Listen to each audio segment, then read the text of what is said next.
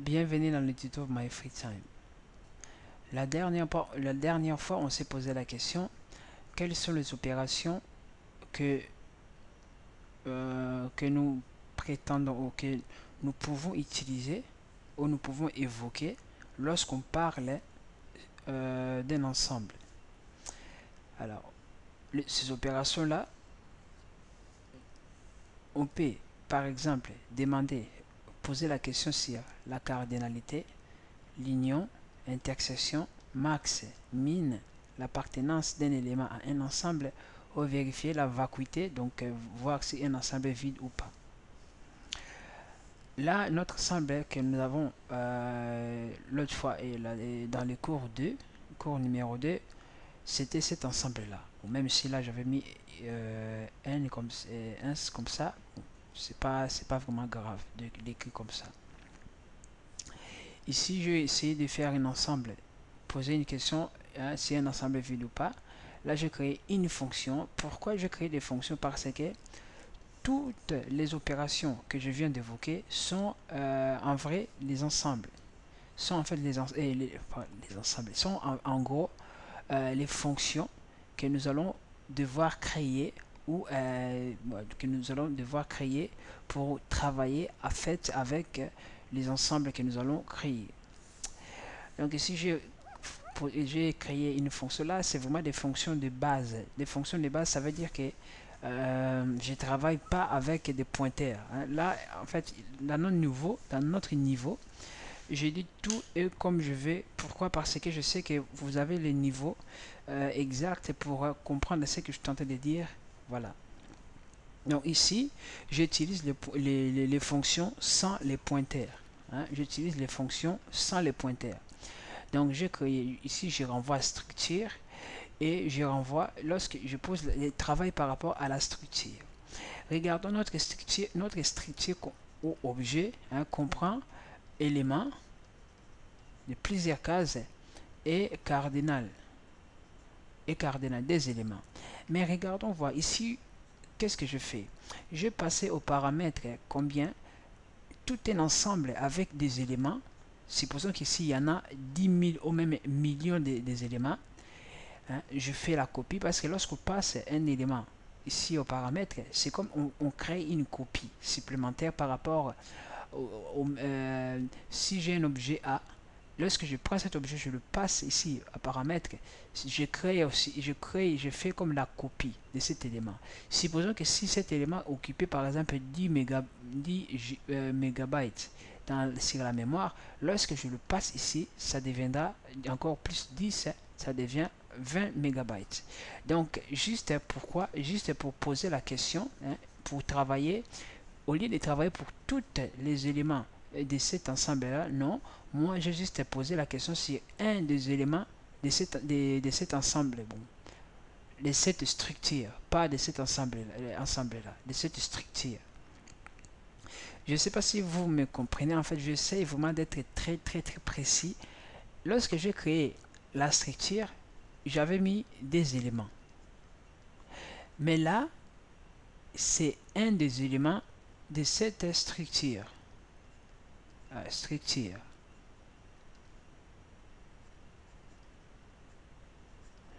Mais lorsque je vais travailler juste pour poser la question si cet ensemble-là est vide, je n'ai pas besoin d'utiliser cet élément-là. Je n'ai pas besoin de cet élément. J'ai juste besoin de savoir si ici est égal à 0 ou pas. C'est ça la question que je posais. Mais qu'est-ce que je fais? Juste pour poser cette question, j'ai passé toute une structure au paramètre juste pour utiliser cet élément-là. Donc, du coup, ça embête un peu la mémoire. Regardez, nous faisons des copies de tout un élément juste pour travailler, pour toucher une partie de cet élément-là. Donc, du coup, de cet ensemble-là, donc, du coup, c'est pas vraiment bien sur la mémoire. Donc, c'est là, ce cours, maintenant, ça va nous aider comment choisir des structures, comment implémenter nos fonctions par rapport aux structures et par rapport aux opérations que nous allons faire.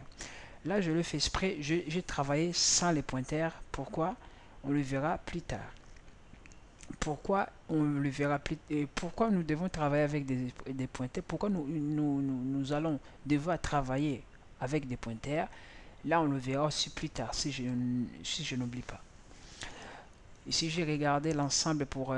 j'ai créé un ensemble vide. Donc, un ensemble vide, c'est lorsque les cardinal égale à 0. C'est là où j'ai mis cardinal égale à 0. J'ai créé ici un ensemble, j'ai mis cardinal à 0 et je renvoie l'ensemble. Hein, je renvoie l'ensemble. Ici, j'ai demandé si cet élément appartient. Donc, je vérifie chaque case des éléments. Hein, et je pose ma question par rapport à X. Si il match, donc ici je renvoie oui. Sinon, si on finit, on sort la boucle for, donc là je renvoie faux qui est 0. Et là, pourquoi j'ai besoin de cette fonction? J'ai besoin de cette fonction, j'ai mis ici important, parce que nous avons dit qu'un ensemble c'est collecteur de quoi? Il collectionne les éléments. Et ces éléments-là est de même type plus est unique. Hein, chaque élément dans un ensemble est unique. Donc du coup, avant d'insérer un objet ici dans cet ensemble, dans cette fonction-là, il faut que je pose la question ici, si cet élément existe déjà. Alors ici, je dis que si cet élément existe déjà, mais son compteur, ça veut dire que si cet élément n'existe pas, alors insérer le si existe, ben, tac à quitter. Voilà. Là, c'est nickel, donc, et après, donc, tout ça, c'est des préconditions. Là, c'est préconditions, hein, ça s'appelle les préconditions. Voilà. Et après, j'ai mis troisième point que nous allons parler des axiomes, mais pour l'instant, je ne vais pas encore parler des axiomes. Tout ce que je viens de faire là, ici, j'ai essayé un peu d'écrire ça, bon, pas mathématiques, donc mathématiques, informatique, écriture mathématique, informatique. Donc voilà, et tout ça ce sont des fonctions. Fonction union, on peut le faire. Intersection de deux éléments, on peut le faire. Hein? Excusez-moi, c'est pas du tout difficile. Hein? Ce sont des fonctions qu'on sait le faire. Si on veut le faire, on peut le faire. Donc c'est pas du tout difficile. Nous avons la fonction appartenance, ça je l'ai déjà fait. Suppression d'un élément, ben, on peut le faire. Hein. Max et min, on peut le faire. Total et les vacuités, on peut le faire bien sûr. Et cardinal, on peut aussi le faire. Donc on voit que toutes les opérations que moi j'ai évoquées tout en amont, ce sont justement que des fonctions qui peuvent être amenées à créer lorsqu'on parle des ensembles. Donc du coup, je vous ai dit qu'on a travaillé avec ça et sans pointeur. Et je vous ai montré que par exemple, lorsqu'on passe tout un ensemble dans les paramètres, donc on fait la copie de cet ensemble. Donc du coup, ça pose un peu des problèmes par rapport à la mémoire. Donc c'est des mémoires inutiles. Donc comme solution, donc c'est là nous allons aborder les pointeurs des structures. Alors pour faire des pointeurs de structure, bon, pour l'instant notre structure ne va pas changer. Hein, notre structure ne va pas changer. Pourquoi? Parce que je vais de toute façon continuer à utiliser la structure. Hein, je vais continuer à utiliser la même structure que j'avais écrit de cette façon-là. Type def, hein, strict. Là j'ai entier, élément n. Si on suppose que n est défini, là c'est des minuscules, voilà, supposons comme ça, là c'est cardinal,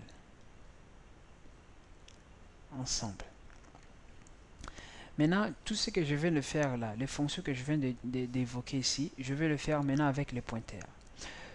Ça c'est vraiment des introductions pour vous montrer que vous devez savoir travailler avec des structures, vous devez savoir travailler avec des pointeurs, vous devez être à l'aise aussi à travailler avec des pointeurs de façon fonctionnelle et des mutations. Parce que là, ce que je viens de maintenant travailler, c'est des pointeurs.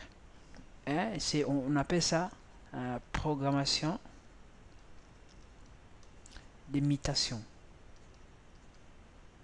Programmation d'imitation. C'est comme si on est en train de faire des effets de bord. Voilà.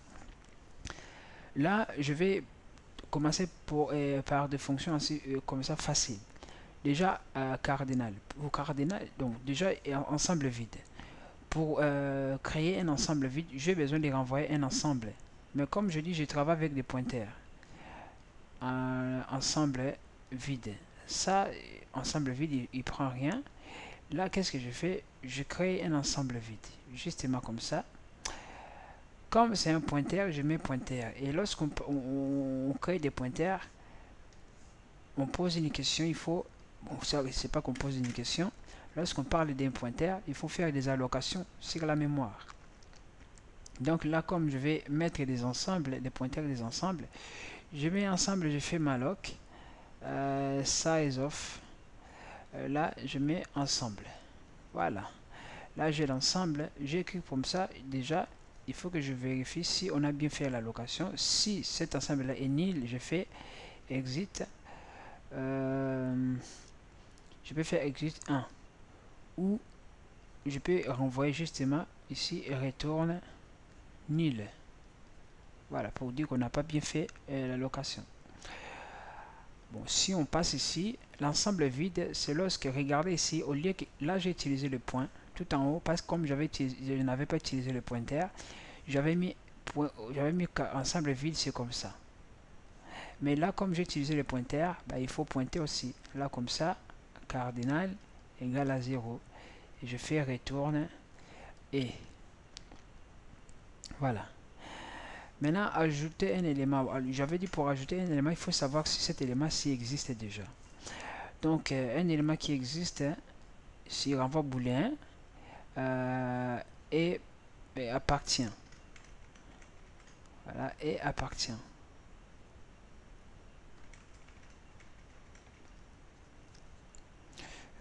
Appartient. J'ai un pointeur des ensembles et j'ai un élément que je vais insérer et que je vais demander s'il appartient à cet élément. Là, j'ai ma boucle for. Là, ça ne change pas. Cette fonction-là, ça ne change pas. Il y a juste un pointeur ici. Inférieur à A, pointeur cardinal, I++. Là, je pose la question si A, pointeur élément de I, égal à X. Si égal à X, je retourne à 1, je quitte. Sinon, je fais retourne 0. Voilà. Maintenant, je vais insérer cet élément-là. Insérer. Donc, comme je vais insérer, je peux mettre void ici. Void, vous le savez très bien lorsque je vais renvoyer rien. Void, je fais comme ça. Je fais ajouter. Ajouter. J'ai un pointeur des ensembles. Et j'ai élément que je vais ajouter. Voilà. Ce que je suis en train de faire là, je vous le dirai plus tard. Là, ajouter, ben, je pose la question si cet ensemble là, donc si appartient, s'il n'appartient pas, si cet élément n'appartient pas à A, alors on fait A tirer élément des A. Des A, je ne sais pas tout en haut si j'avais commis cette erreur. Ah non, je l'ai bien fait. Les A tiré cardinal égale à X. Là, j'ai modifié. Normalement, lorsqu'on insère ici, lorsqu'on insère quelque chose, hein, là, lorsqu'on insère quelque chose, il faut avancer les cardinal plus. Sinon, il y a l'erreur. Là aussi, je vais faire, normalement, il faut que je fasse un bloc comme ça. Voilà. A cardinal plus. Voilà. Lorsqu'on fait comme ça, c'est fini quoi. Sinon, on peut faire qu'on renvoie quelque chose là. On renvoie ensemble, des pointeurs d'ensemble. Lorsqu'on fait cette activité, on fait retourne A. Voilà. Je fais comme ça pour dire que c'est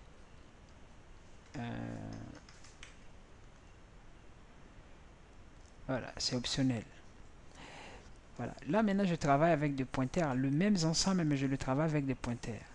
Là je fais alors on vous pose la question pour la vacuité. Donc vacuité, donc c'est exactement comme j'avais fait avant. Hein. Il renvoie un entier, il renvoie normalement booléen, comme booléen c'est des entiers. Donc on va booléen, je dis que je pose vacuité. Vacuité, là j'ai un ensemble, voilà, là je fais retourne à pointeur cardinal 0. Voilà, là c'est fini. Savoir max, ben, pour calculer max, bon, écoutez, moi je vais pas faire toutes ces fonctions là, même appartenant tout ça, c'est facile. Si vous voulez faire des entraînements, vous pouvez le faire, je ne vous empêche pas, vous pouvez le faire. Si vous avez des problèmes, vous pouvez même m'envoyer des messages, moi je pourrais vous aider. Mais ces deux ensembles là, même appartenant sur la déjà fait, supprimer c'est facile. Le minimax c'est vraiment facile en fait, ces fonctions là. Donc voilà. Alors, quelle est la moralité d'utiliser le pointeur? Comme j'utilise le pointeur, en fait, lorsque je renvoie un pointeur ici, en fait, c'est comme si je fais l'adresse. L'adresse, c'est que des numéros. Donc, c'est différent par rapport au fait qu'on envoie toute une structure aux paramètres, hein, et de travailler avec une partie de structure, hein. Ici, bien sûr, ici on travaille avec presque tout l'ensemble des structures, mais regardez là, j'envoie là j'ai oublié toute une structure ici, mais c'est juste pour travailler à une partie des structures. Voilà.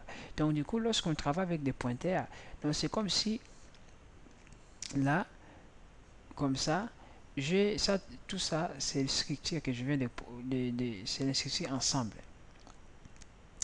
Là, là c'est 100, c'est l'adresse des cardinals. Tout ça, c'est l'adresse des éléments. C'est le tableau taille n. Là, hein, on suppose que la taille n. Et là, j'ai par exemple 100, 101, 100D jusqu'à la fin. C'est ça, ce sont les adresses. Donc, lorsque je passe au paramètre cet ensemble-là, donc je fais la copie de tout ça. C'est déjà énorme. Mais pour faire quoi? Juste pour toucher cet élément-là. Mais supposons maintenant que tout ça maintenant, c'est juste des adresses. Là, c'est juste des adresses. C'est juste une adresse pour cet ensemble-là. Par exemple, je sais pas moi, 1000, ok. Ou quoi, 1000. Du coup, lorsque je touche juste cette partie, c'est comme si au lieu de toucher tout cet ensemble-là, non, moi j'entre dans les 1000, j'entre, je localise le 100, voilà, qui est l'adresse des A étoile et cardinal, et je travaille qu'avec ça, pas avec le contenu, oui, avec le contenu aussi, mais à travers l'adresse. Donc du coup, qu'est-ce que cela fait? Cela fait que ça me renvoie les résultats rapides et efficaces. Alors nous allons faire de TP, premier TP je pense. Donc nous allons exécuter un code fait sans pointeur et un code fait avec les pointeurs qu'on appelle le mutation. On verra la différence, c'est pas même une seconde, c'est vraiment rapide comme plus qu'une flèche, rapide et rapide vraiment. Donc travailler avec des pointeurs, c'est pour la rapidité, l'efficacité. Voilà. Alors, donc du coup, pour bien travailler comme là, on ne veut pas travailler comme des machines. Bon, des machines, on ne veut pas travailler juste avec des fonctions, on nous donne des choses, fais-moi une fonction qui fait ça, je le fais, fais-moi une fonction qui fait ça, je le fais. Non. Nous, en fait, on veut prendre tout l'ensemble des connaissances que nous connaissons, nous voulons le mettre comme si le mettre dans l'imposer des règles, l'ensemble de connaissances, mais nous voulons imposer les règles sur ces connaissances-là. Donc nous allons maintenant aborder le nouveau cours. Donc là, je vais le faire dans le cours 4 qui s'appelle les spécifications.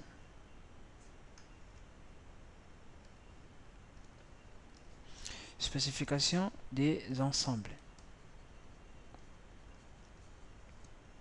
Voilà. Là, ce sera notre cours 4. Donc, je vous donne les rendez-vous dans le cours 4. À bientôt.